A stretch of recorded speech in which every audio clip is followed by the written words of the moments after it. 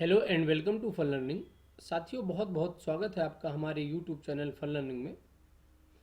साथियों, सबसे पहले तो मैं आप सभी को हिंदी दिवस की बहुत बहुत शुभकामनाएं देना चाहता हूं। आज 14 सितंबर है और पूरे देश में हमारे हिंदी दिवस बड़े ही उत्साह और धूमधाम के साथ मनाया जा रहा है। तो सबसे पहले तो मैं आप सभी लोगों को हिंदी दिवस की बहुत बहुत शुभकामनाएं देना चाह रहा हूं साथियों। इसके साथ ही साथ आज हम हिंदी के बारे में पूरी कंप्लीट आपसे बातें शेयर करेंगे, इसलिए वीडियो में शुरू से लास्ट तक ज़रूर आप बने रहें। जहाँ भी हमको जो जो इम्पोर्टेंट पॉइंट समझ में आए हैं, जो जो इम्पोर्टेंट पॉइंट्स हमको मिले हैं, उन सभी पॉइंट्स को हमने यहाँ पर शामिल करने की कोशिश की है। इसलिए आप वीडियो को शुरू से लास्ट तक देखिए। साथ ही साथ में जैसे ही हमारा पूरा वीडियो कंप्लीट होता है तो लास्ट में हम एक छोटा सा टेस्ट भी लेकर के आएंगे और हिंदी के बारे में, हमारी राजभाषा के बारे में जितने भी महत्वपूर्ण बिंदु शामिल करने के साथ साथ जो भी हमको इम्पोर्टेंट लगे हैं उनको हमने क्वेश्चंस के माध्यम से आपके सामने प्रेजेंट करने की भी कोशिश करेंगे। साथियों, जैसा कि जानते हैं कि आज विश्व हिंदी दिवस है और 14 सितंबर को एवरी ईयर भारतवर्ष में बड़े ही धूमधाम के साथ हिंदी दिवस मनाया जाता है। तो आज हम सबसे पहले हम जो हिंदी में महत्वपूर्ण फैक्ट्स हैं उनके बारे में जानेंगे और हम आपसे एक एक बिंदुवार चर्चा करेंगे। हिंदी है हम हमारा वतन है, हिंदुस्तान हमारा, इकबाल साहब ने ये कहा था। और यदि हम बात करते हैं हिंदी की, तो हिंदी विश्व की लगभग 3000 भाषाओं में से एक है। पूरे दुनिया में जितनी भी भाषाएं बोली जाती हैं उनमें से हिंदी का एक महत्वपूर्ण स्थान है। और हिंदी का जो भाषा परिवार है साथियों, वो हिंदी भारोपीय इंडो यूरोपियन परिवार की भाषा है। भारत में यदि हम बात करें कि जो बोलने वालों के हिसाब से यदि हम बात करें तो सबसे ज़्यादा जो भाषा बोली जाती है वो इंडो यूरोपियन या भारोपी भाषा परिवार का ही यहाँ पर बड़ा प्रभाव रहा है। साथ ही साथ में हिंदी के यदि हम साथियों विकास की बात करते हैं कि हिंदी का जो डेवलपमेंट हुआ है, विकास किस चरण में हुआ, कैसे हुआ है, तो हिंदी साथियों सबसे पहले इसका जो विकास क्रम रहा, पहले तो संस्कृत रही, इसकी आदि जननी ही संस्कृत कहलाती है। उसके बाद पाली का विकास हुआ, फिर प्राकृत आई, फिर अवहट्ट आई और लास्ट में जो है तो हिंदी का विकास हुआ, जिसको हम प्राचीन हिंदी के नाम से भी जानते हैं। साथियों, जैसा कि आप जानते ही हैं कि हिंदी दिवस प्रत्येक वर्ष 14 सितंबर 14 सितंबर को मनाया जाता है। जैसे कि आज का दिन है, बड़े ही उत्साह और गर्व का दिन होता है। हमको आपको हिंदी में ही ज़्यादा से ज़्यादा काम करना चाहिए और हिंदी के प्रचार प्रसार के लिए हमसे जो भी बन पाए वो ज़रूर मेहनत हमको करनी चाहिए। 14 सितंबर 1949 को संविधान सभा कॉन्स्टिट्यूंट असेंबली द्वारा यह निर्णय लिया गया था कि हिंदी केंद्र सरकार की आधिकारिक भाषा होगी। ऑफिशियल लैंग्वेज जो होगी तो हिंदी होगी। हालांकि अभी तक ये हो नहीं पाया और हमारे देश में आज भी अंग्रेजी का बड़ा ही प्रभुत्व है। हिंदी को प्रचारित और प्रसारित करने के हिसाब से 1953 में सबसे पहले इसको 1953 से हर वर्ष या यूँ कह दें कि प्रत्येक वर्ष 14 सितंबर को हिंदी दिवस मनाया जाने लगा और उसी उपलक्ष्य को कार्यक्रम को आगे बढ़ाते हुए आज 14 सितंबर है और 14 सितंबर के दिन हिंदी दिवस पूरे देश में मनाया जा रहा है। साथियों, जैसे कि आप देख सकते हैं कि हिंदी दिवस का बड़ा ही उत्साह होता है हमारे देश में। बात करते हैं कि स्वतंत्रता प्राप्ति के बाद हिंदी को आधिकारिक भाषा ऑफिशियल लैंग्वेज को में स्थापित करवाने के लिए काका कालेलकर साहब, हजारी प्रसाद द्विवेदी साहब, शेठ गोविंद साहब आदि साहित्यकारों को साथ लेकर के व्यवहार राजेंद्र सिंह ने अथक प्रयास किए थे उस टाइम पे। तभी जाकर के हिंदी का काफ़ी कुछ आज इम्पोर्टेंट से हो पाया है। बात करते हैं यदि हम संविधान में साथियों, जो हमारा इंडियन कॉन्स्टिट्यूशन है जो कि डॉक्टर भीमराव अंबेडकर साहब के द्वारा लिखा गया है, तो हिंदी का जो पूरा विकास और प्रचार प्रसार का जो विवरण दिया गया है वो भाग 17 में, भाग 17 के अध्याय 1 में अनुच्छेद 341 में ये बताया गया है कि संघ की जो राजभाषा होगी हिंदी होगी और हिंदी हमेशा देवनागरी लिपि में लिखी जाती है। देवनागरी मतलब क्या है कि लेफ्ट से राइट, जैसे हम अभी लिखते हैं उसी लैंग्वेज में लिखी जाती है। ठीक है ना साथियों। इसके साथ ही साथ में जो हिंदी है, हिंदी के यदि हम बात करते हैं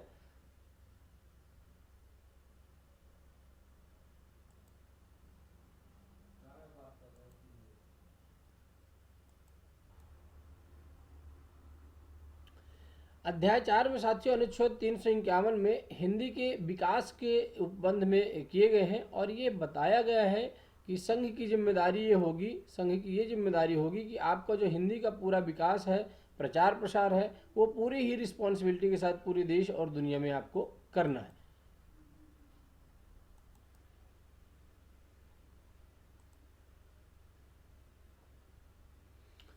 साथियों, 8वीं अनुसूची में देश की जो टोटल भाषाएं हैं वो टोटल 22 प्रादेशिक भाषाएं हैं जो अलग अलग स्टेटों में बोली जाती है। जैसा कि आप जानते हैं कि जो हमारा भारत देश है वो विविधताओं का देश है और हर स्टेट को अपनी भाषा को प्राथमिकता देने का अधिकार दिया गया है।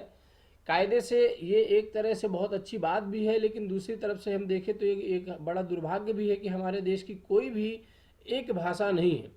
हर देश की यदि हम बात करें, किसी भी देश को यदि आप बात करते हैं तो हर देश की अपनी एक खुद की लैंग्वेज होती है। जैसे चाइना की चाइनीज़ है, अमेरिका की इंग्लिश है, लेकिन हमारा देश चूँकि विविधताओं का देश है, हर जाति धर्म के लोग यहाँ पर निवास करते हैं, रहते हैं और उनको अपनी अपनी भाषा को आधार मानने का पूरा अधिकार दिया गया है। इसलिए 8वीं अनुसूची में 22 प्रादेशिक भाषाओं को शामिल किया गया है। पहले इसमें सिर्फ 14 थी, बाद में ये बढ़ा करके 22 कर दी गई है धीरे धीरे समय समय पर। और साथ ही जो भाषाई आधार पर ये लैंग्वेज बेस में सबसे पहला स्टेट बना था वो था आंध्र प्रदेश। आंध्र प्रदेश को सबसे पहले भाषाई आधार पर या लैंग्वेज के आधार पर स्टेट बनाया गया था। वर्तमान में यदि हम बात करें साथियों हिंदी की, चूंकि आज बात हो रही हिंदी की, तो हिंदी 9 राज्यों में प्रमुख रूप से बोली जाती है और 9 राज्यों की ये राजभाषा है। याद रखिएगा, इनमें से है उत्तर प्रदेश, बिहार, मध्य प्रदेश, राजस्थान, हरियाणा, छत्तीसगढ़, झारखंड, उत्तराखंड और हिमाचल प्रदेश। ये 9 महत्वपूर्ण राज्य हैं जहां पर हिंदी को बड़ी ही प्राथमिकता दी जाती है और ये इन राज्यों की राजभाषा है। इसके अलावा भी साथियों हिंदी पूरे देश और दुनिया में बोली जाती है, लेकिन सब स्टेटों को अपनी अपनी लैंग्वेज को प्राथमिकता देने का पूरा संविधान में अधिकार दिया गया है। इसलिए अलग अलग स्टेटों में अलग अलग लैंग्वेज को ज़्यादा प्राथमिकता दी गई है। बात करें कि इसके जो प्रथम अध्यक्ष थे साथियों, तो वो बीजी खेर साहब थे और इनको 1955 में प्रथम राजभाषा आयोग का अध्यक्ष बनाया गया था। तो ये महत्वपूर्ण पॉइंट्स हो जाते हैं, इनको आपको ज़रूर याद करके अपने माइंड में सेट कर लेना है। और हिंदी, जैसा कि आप जानते हैं कि दुनिया में अंग्रेजी और चाइनीज़ के बाद हिंदी का तीसरा नंबर आता है। सबसे ज़्यादा जो बोले जाने वाली लैंग्वेज है पूरी दुनिया में अंग्रेजी है और अंग्रेजी को आप जानते हैं कि इंटरनेशनल लैंग्वेज का भी दर्जा प्राप्त है। उसके बाद है चाइनीज़। चाइनीज़ जैसे कि पॉपुलेशन में दुनिया में सबसे ज़्यादा पॉपुलेशन चाइनीज़ की है। उसके बाद इंडिया का नंबर आता है। तो तीसरे नंबर पे साथियों जो सबसे ज़्यादा बोली जाने वाली लैंग्वेज है वो हिंदी आती है। हिंदी दिवस के दिन बहुत सारे कार्यक्रम आयोजित होते हैं पूरे देश और दुनिया में। विचार गोष्ठी, वाद विवाद, लेखन, कवि सम्मेलन, इनमें बहुत सारे पुरस्कार भी दिए जाते हैं। और पूरे एक सप्ताह तक साथियों 14 सितंबर से लेकर के पूरे एक सप्ताह तक इन कार्यक्रमों का आयोजन किया जाता है। पूरे देश और दुनिया में तरह तरह के कार्यक्रम आयोजित किए जाते हैं और हिंदी को बढ़ावा देने के लिए जितने भी सार्थक प्रयास किए जा सकते हैं वो सरकार के द्वारा और लोगों के द्वारा किया जाता है। इसका जो साथियों मेन उद्देश्य है, उद्देश्य ये है कि वर्ष में एक दिन तो कम से कम ऐसा रहे कि सभी लोग ज़्यादा से ज़्यादा हिंदी का प्रयोग करें, क्योंकि जब तक आप हिंदी का प्रयोग नहीं करेंगे तब तक उसका विकास हो पाना संभव नहीं है। इसलिए मेरा आपसे विनम्र आग्रह है कि ज़्यादा से ज़्यादा हिंदी भाषा का प्रयोग करें। क्योंकि हम हिंदी भाषी लोग हैं, इसलिए हमें आपको हिंदी को बढ़ावा देना चाहिए और हर दिन जो है तो हिंदी में नमस्कार प्रणाम करना चाहिए। साथ ही साथ में हिंदी के शब्दों को अधिक से अधिक मोटिवेट या प्रोत्साहन देना चाहिए। महात्मा गांधी जी, जिनको हम बापू के नाम से जानते हैं, उन्होंने भी कहा था कि हृदय की कोई भी भाषा नहीं होती है, जो हार्ट है उसकी कोई भी भाषा नहीं होती है। हृदय हृदय से ही बात करता है और हृदय की भाषा हिंदी ही है। उन्होंने ये कहा था कि हिंदी ही हृदय की भाषा है, क्योंकि हृदय हृदय से ही बात करता है। इकबाल साहब ने भी लिखा था कि हिंदी है हम, वतन है हिंदुस्तान हमारा, सारे जहां से अच्छा हिंदुस्तान हमारा। तो इस तरह से हिंदी न सिर्फ हमारे देश में बोली जाती है बल्कि दुनिया के कई देशों में हिंदी का बड़ा ही प्रचलन है। पूरे विश्व में हिंदी तीसरे नंबर पे बोली जाती है। सबसे पहले अंग्रेजी को प्राथमिकता दी गई है क्योंकि अंग्रेजी एक इंटरनेशनल लैंग्वेज भी है। दूसरे नंबर पे चाइनीज़ है जो चीन की भाषा है और तीसरे नंबर पे हिंदी है। साथियों, एक बड़ा ही दुर्भाग्य की बात यह होती है कि हिंदी को सेकंड पोजीशन पे रखा जाता है हमारे देश में भी। जब आप कभी भी कॉल करते हैं किसी को, या आप कस्टमर केयर में ही कॉल करते हैं, सामान्य तौर पे हम बात करें तो वहाँ पर ये बोला जाता है कि हिंदी के लिए 2 दवाएं, 1 दवा है। तो मेरा ये आग्रह है सरकार से भी और सभी लोगों से कि हिंदी को पहली प्राथमिकता दी जाए और ज़्यादा से ज़्यादा हिंदी का प्रचलन सभी ऑफिसेस में, कार्यालयों में तमाम किया जाए। आज खुशी का दिन है और इस खुशी के दिन में हमने आपसे हिंदी के बारे में जितने भी इम्पोर्टेंट पॉइंट्स हो सकते हैं, कौन से अनुच्छेद में बोली जाती है, अनुच्छेद 343 से लेकर 351 तक इसके प्रचार प्रसार की जिम्मेदारी सरकार को दी गई है और निश्चित रूप से सरकार को और अच्छा करना चाहिए। ये जैसा हमने आपसे बताया कि हिंदी भारोपीय इंडो यूरोपियन परिवार की भाषा है और इंडो यूरोपियन परिवार की भाषा हिंदी ही सबसे ज़्यादा हमारे पूरे देश में बोली जाती है। हिंदी हमारी शान है और हमारे देश का अभिमान भी हिंदी ही है। प्रत्येक वर्ष 14 सितंबर को सितंबर में हिंदी दिवस को मनाया जाता है और संविधान सभा द्वारा भी 14 सितंबर 1949 को ये पारित किया गया था। तो मेरा ये सभी से आग्रह रहेगा कि हिंदी का ज़्यादा से ज़्यादा उपयोग करें, हिंदी को ज़्यादा से ज़्यादा बढ़ावा दें, क्योंकि जब हम आप उपयोग नहीं करेंगे, हम आप हिंदी को बढ़ावा नहीं देंगे तो कैसे हिंदी का विकास हो पाएगा, संभव ही नहीं है। चलिए साथियों, हमने आज आपसे हिंदी के बारे में जो इम्पोर्टेंट फैक्ट्स थे वो हमने आपसे शेयर किए। अब देखते हैं कि जो उससे क्वेश्चंस बन सकते हैं एग्जाम पॉइंट ऑफ व्यू से, वो कौन कौन से हो जाते हैं। तो चलिए बिना देरी के पहले क्वेश्चन की ओर चलते हैं। हिंदी दिवस प्रत्येक वर्ष किस दिनांक को मनाया जाता है? और मैंने अभी आपसे ऊपर ये चर्चा की है, फिर भी ऑप्शन आप देख लें। 20 सितंबर या 20 सितंबर, 22 सितंबर, 14 सितंबर या 12 सितंबर। तो साथियों इसका आंसर आपको समझ में आ गया होगा कि प्रत्येक वर्ष जो है तो 14 सितंबर को हिंदी दिवस के रूप में हमारे देश में मनाया जाता है। चलिए क्वेश्चन नंबर 2 की ओर मूव करते हैं। हिंदी भारत के कितने राज्यों की राजभाषा है, स्टेट लैंग्वेज? साथियों याद रखिएगा कि हमारे देश की कोई भी राष्ट्रभाषा नहीं है, क्योंकि हमारा देश अलग अलग संस्कृतियों को बिलोंग करता है। हर स्टेट की अलग अलग संस्कृति है, धर्म है, जातियाँ हैं, तमाम चीज़ों में बटे हुए हैं। तो स्टेट लैंग्वेज हिंदी को दिया गया है, राजभाषा का दर्जा दिया गया है। और कितने राज्यों में ये बोली जाती है, आपके सामने ऑप्शन है। 5 राज्यों में, 8 राज्यों में, 9 राज्यों में या 15 राज्यों में। 9 स्टेट्स, 15 स्टेट्स, 5 स्टेट्स या 8 स्टेट्स। तो साथियों मैंने आपसे ऊपर शेयर किया हुआ था, इसके बारे में आपसे चर्चा की हुई थी कि हिंदी जो है तो 9 राज्यों में हमारे देश में बोली जाती है। इसी के साथ हम अगले क्वेश्चन की ओर मूव करते हैं कि हिंदी को भारत में कौन सा स्थान प्राप्त है साथियों? राजभाषा, स्टेट लैंग्वेज, राष्ट्रभाषा, नेशनल लैंग्वेज या रीजनल लैंग्वेज या काव्य भाषा? तो इसका जो सही आंसर जाता है साथियों, आपको हम बता दें कि जो हमारी हिंदी है वो राजभाषा है, ना कि राष्ट्रभाषा। जैसा कि आपको हमने बताया कि हमारे देश में कोई भी एक भाषा नहीं है, तो हमारे देश में हर स्टेट को अपनी अपनी भाषा, संस्कृति, धर्म मानने का अधिकार है और हर व्यक्ति को ये अधिकार है। तो हिंदी को भारत में राजभाषा की श्रेणी में स्थान दिया गया है, स्टेट लैंग्वेज के रूप में। हिंदी भाषा किस लिपि में लिखी जाती है साथियों? कौन सी स्क्रिप्ट में लिखी जाती है? गुरुमुखी है, रोमन है, ब्राह्मी है या देवनागरी है? तो जैसा मैंने आपसे बताया हुआ था कि साथियों हिंदी भाषा को देवनागरी लिपि में लिखा जाता है, जैसा कि हम आप लिखते हैं, लेफ्ट से राइट लिखी जाती है। और उर्दू भाषा साथियों अलग लिपि में लिखी जाती है। गुरुमुखी में पंजाबी लिखी जाती है, ब्राह्मी में और ज़्यादा से ज़्यादा भाषाएं लिखी जाती है, लेकिन हिंदी की यदि हम स्पेशल बात करते हैं तो वो देवनागरी लिपि में लिखी जाती है।